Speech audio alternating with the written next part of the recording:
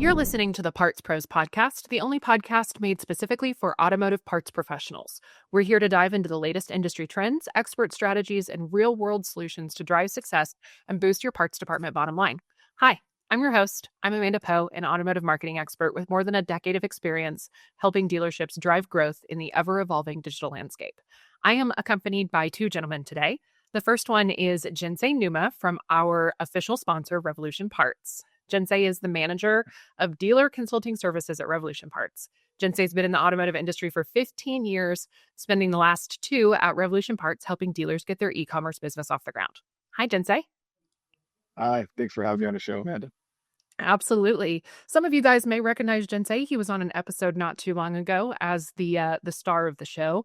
But today's star is actually our friend Craig. Craig Shield is the parts director at Gateway GMC here in Dallas, Texas. So we're both coming to you from the lovely, beautiful, amazing Dallas, Texas. Okay, I'm going to stop now. Craig has been a leader in the parts department for over 14 years. So we got a lot of experience on this call today. Craig got started in this industry the way so many of you have as a porter.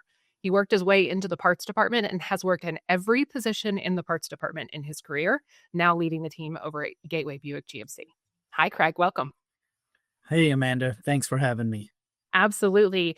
Would you take just a couple of minutes and maybe share a little bit about your background, your experience, anything that I haven't covered so far? You covered it pretty well. That's what I started as a porter because I wanted to be around cars, wanted to do anything and everything with cars. So had an opportunity at 18 to work at a car dealership and just got in and just slowly worked the way up. And kind of have parts departments work. Once you're in, and you just can't get out. But it's been good. You're stuck, but it's been good. It's been real good.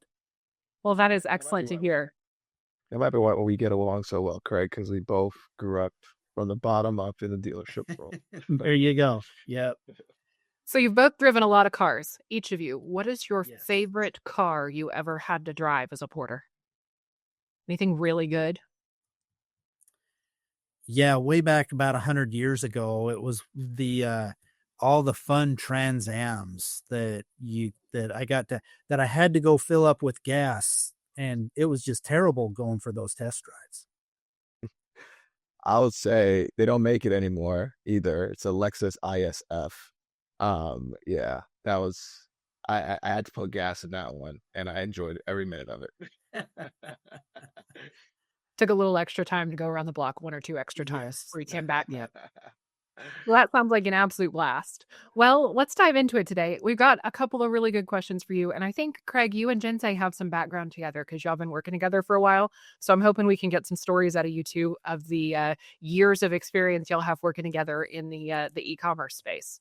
But let's start it off with some tips and tricks. I love to, give advice to new dealers and to talk to people who are new in the parts department about things that they can do to increase their bottom line.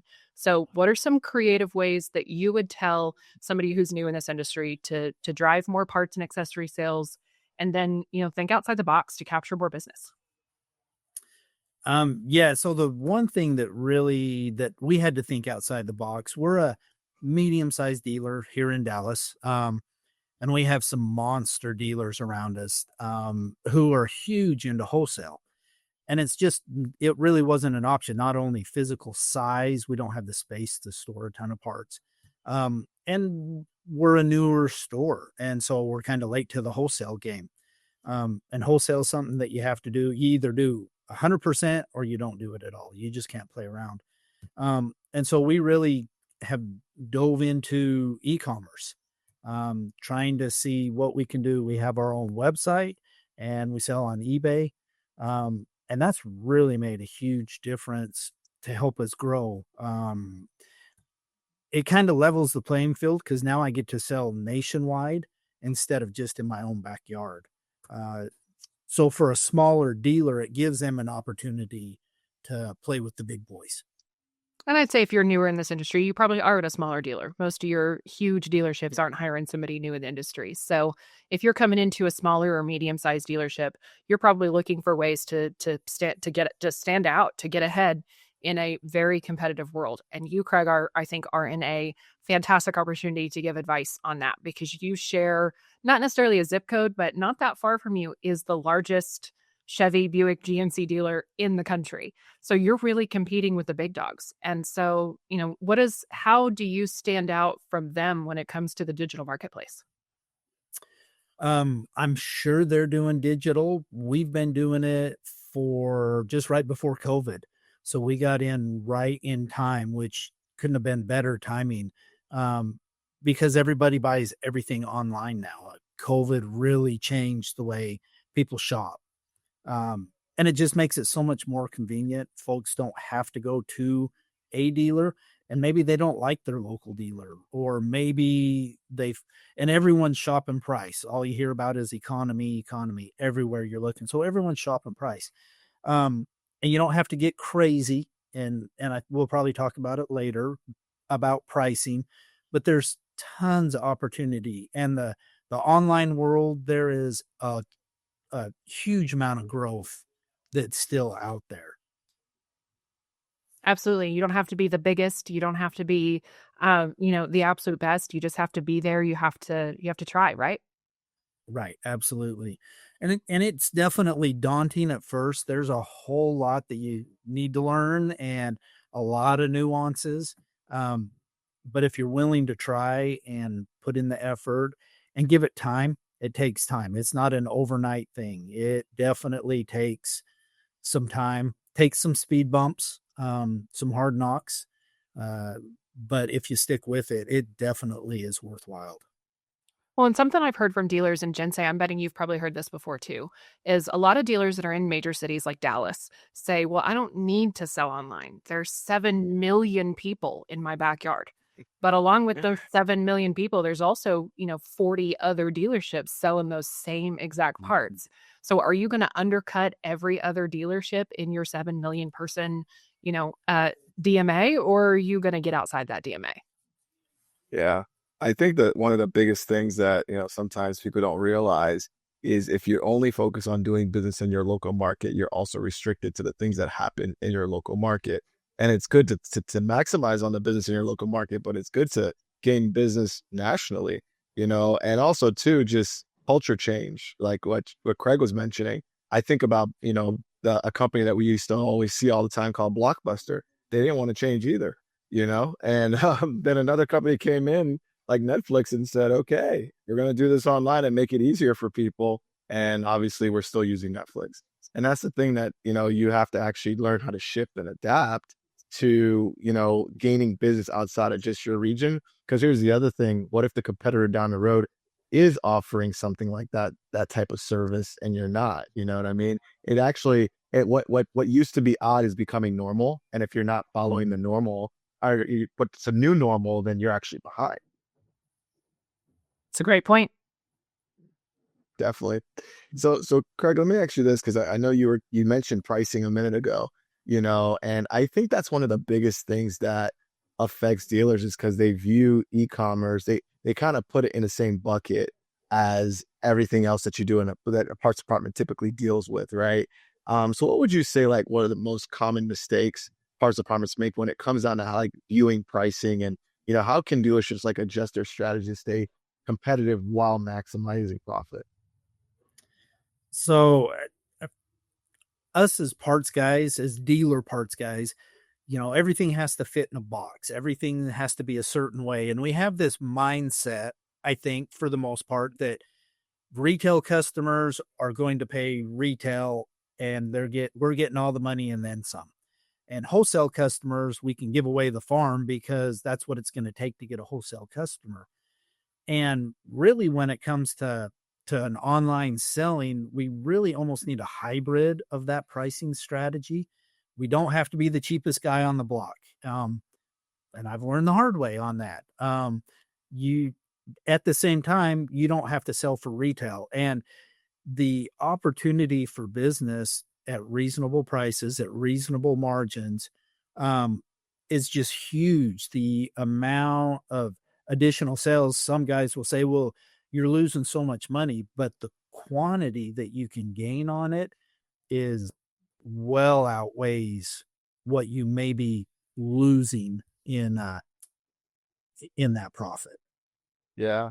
And the thing it's funny, I used to talk to my my GM about this all the time. And before he fully understood e-commerce and after we had developed our department, I said, you realize, I know it's we're putting a pricing discount, but this is business we would have never had. Like these are customers the dealership would have never dealt with. So even though it's cheaper, wouldn't it be better to make something versus nothing from these people? Yeah, absolutely. I mean, we're in Texas, but would I ever have a chance to tell to someone in California or someone in New York? And I do now. And the other part is freight is something that can be a profit center. Parts department freight is always a struggle, and it's who's paying for it? Who's going to pay? Is service paying for the freight? Is the retail customer paying for the freight? And, oh, I have to eat this freight for this body shop because we messed up on the order.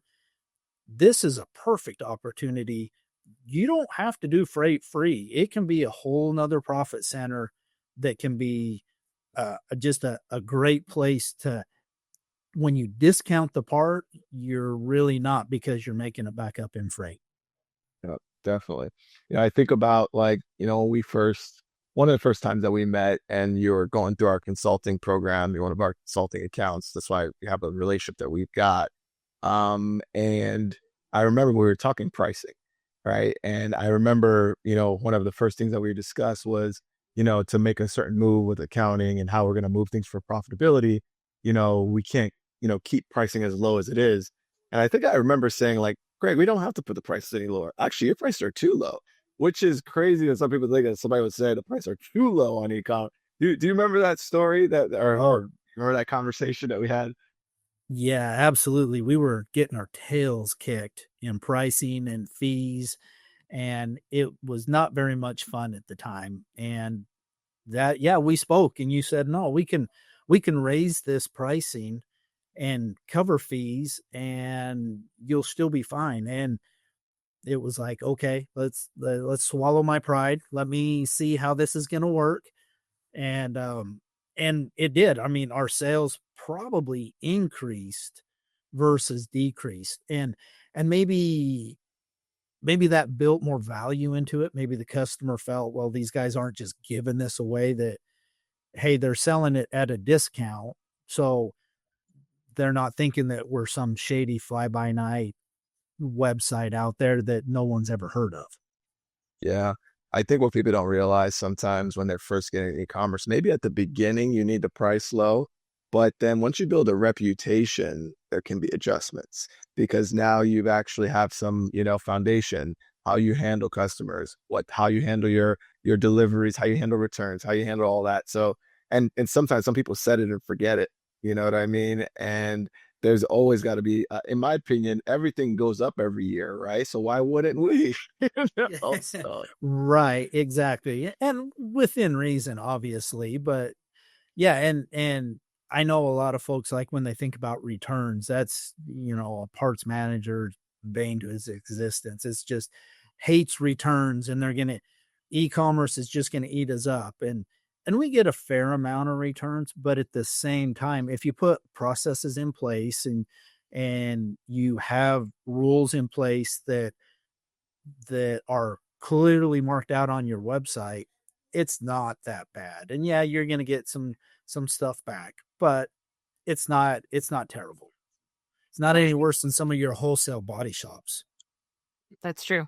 I also think that charging for shipping is different when you're buying car parts than it is when you're buying other things. If I'm buying, the latest pair of Nikes and I'm going to spend $150 on a pair of shoes I'm going to wear, 5 times, I want free shipping. But if I'm buying something that I know is essential to my vehicle, I'm more willing to pay shipping for it. And if I pay shipping for it and I know I'm not getting refunded that money, I'm less likely to return it, I think. Yeah. I also think at this one point, something I was thinking about the other day, when it comes down to people that buy car parts, they either want it or they need it. Like so whatever, you either need it because your car's down, you know what I mean? And you can't pay for the service fee. So there's so many DIYs nowadays, do it yourself people. So they need it or they want it. They want their car to look cooler. make it nicer. They can't. They have to have that thing. So people are willing to pay sometimes for these things because of those two reasons. And most of the times when people buy nowadays, it's because of convenience and luxury, not necessarily want it or need it. But automobile industry is a little different when it comes down to that. Well, and I think that that's a huge difference between in-person shoppers and online shoppers as well, is that when you get somebody who's buying something online, it is probably because they need it. Maybe their car is down and they can't drive to the dealership. Their brakes started squealing and they're terrified to drive to the dealership because they don't want to have to replace their rotors too. So they order the brake pads online and that car is parked until those brake pads get there. I think there's a lot of reasons why people will purchase things online that lean more towards the need than they do the want. And people now with YouTube out there and everybody making videos on how to fix your car. I know for dealerships that's rough with technicians, but it just opens up the world to parts departments for all the DIYers out there and some things maybe people shouldn't touch, but that's going to be their choice, not mine. There's definitely things people shouldn't touch. I'm one of those people. I had a leak coming out of my Jeep a few weeks ago, and I took my Google Lens and I took a picture of it with my Google Lens to compare to other photos online to see what that part was that was leaking. So yeah, there's DIYers that probably shouldn't be DIYing. But then the service department usually loves those people because they eventually go back in anyway. We do cause more problems than we solve a lot of the time. Yes. Yeah. Okay, I have one more question for you. I know we're running out of time, so I want to ask this last question. Selling online, reaching that new market, obviously adjusting your prices to make sure that they were the correct prices and you just weren't losing it on the back end. How did this affect your business in the long run? Oh, it's been huge. Our online selling is not quite, but pretty close to half of what the department does now. It's just opened up a whole new door to just different levels of profit that we can make that we didn't have before. And that we wouldn't have had if we were just looking in our own backyard trying to do wholesale. So it's been massive.